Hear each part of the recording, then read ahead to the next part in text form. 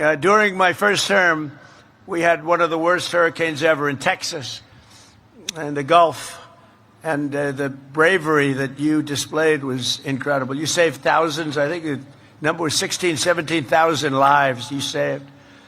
Through every generation, the heroes of the United States Coast Guard have lived by a creed of honor and bravery and sacrifice that have defied every storm, shipwreck, and every single enemy attack.